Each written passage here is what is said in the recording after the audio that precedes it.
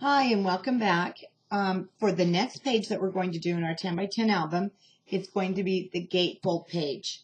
You're going to need 4 different pieces of paper.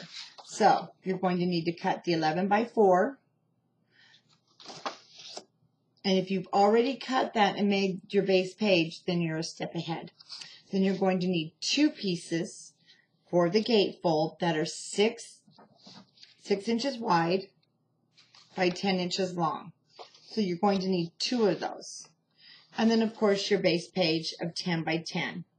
So we're going to get started first with our 11 by 4. And I know that you may have already made that. So I'm going to go ahead and make mine while you're with me, just kind of as a refresher. So I'm going to go ahead and score these at 1/2 inch on each end. While I have my scoreboard out, I'm going to go ahead and take my 10 by 6 and I'm going to score it at 5. So you're going to do 1 inch. And the opposite page, 1 inch. There. Now I can put my scoreboard away. And I'm going to try and really watch my video. So if it starts to freeze, I will try and stop it and start over again. For some reason, this camera has decided to freeze up on me. So let me get my score tape. And again, I am using my 3/8 on all my 1/2 inch score lines. 3/8 is perfect, doesn't hang over the edge, and it sits there really nice.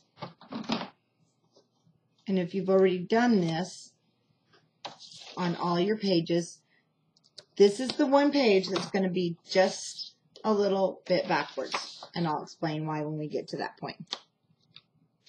So let me go ahead and put this on. Remember, the 11 by 4 is not only our inside pocket, but it is also what is going to attach to the binding. So the only difference when you're doing the gatefold page, your binding piece, instead of in the front, you won't have a pocket. You're going to turn it over. It's going to be on the back side. So it kind of makes the page the opposite.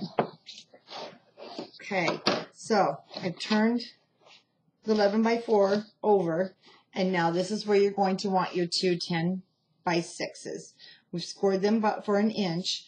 Now, I'm going to go ahead and fold up my score lines. Then I'm going to show you something that I do different when I'm doing my gatefolds. I do it because I swear papers aren't square. Every time I try and put something on and I think it's going to match perfectly, it doesn't. So after I do my hinge, I put my paper back in and I just take off, whoops, make sure it doesn't go crooked. Just a tiny bit on that edge. Now, if you can get yours to match up perfectly without taking that tiny edge off, you need to show me how to do that, because mine never do. So I just go ahead and take it off. That way, after I do put it on my page, I'm not upset that it doesn't match. Before I put any tape on, let's go ahead and just lay them down and make sure everything's going to line up. Okay, it will line up. Now, I have a gap here. If you don't like the gap, then go ahead and you don't worry about cutting those off. I like the gap because if I'm going to put eyelets in, or maybe I want to use one of the spinners that holds your pages shut, then that gives me that little bit of space to work with. Okay, let's go ahead and turn it back over. I'm going to put my score tape on the outer edge. And then I'm going to put score tape right next to that score line. Just push that down good. And let's move on to our next piece. And once you do one of these pages, you're going to be like, wow, that was really easy. when it starts looking like it's a really complicated page or that there's something really cool about it, is that comes in on your decorating and your papers, and what you decide to do is what makes it look like, wow, that looks like it was a hard page. It's not. They're so easy. Okay, fold it so the tape is now like this. Okay, you're going to match it up to the edge. Like I said, if you're using score tape, make sure you get it straight the first time, because once your score tape's down, it's not coming up. Okay, and then let's just go ahead and flatten that now. The other half of our gatefold. Now, this is also where if you have a Cricut or the Silhouette, you can make your edges really decorative. Remember, just cut them the 10 by 6 so you can still score by the inch, and then tell your Cricut, you know, to do the 10 by 6.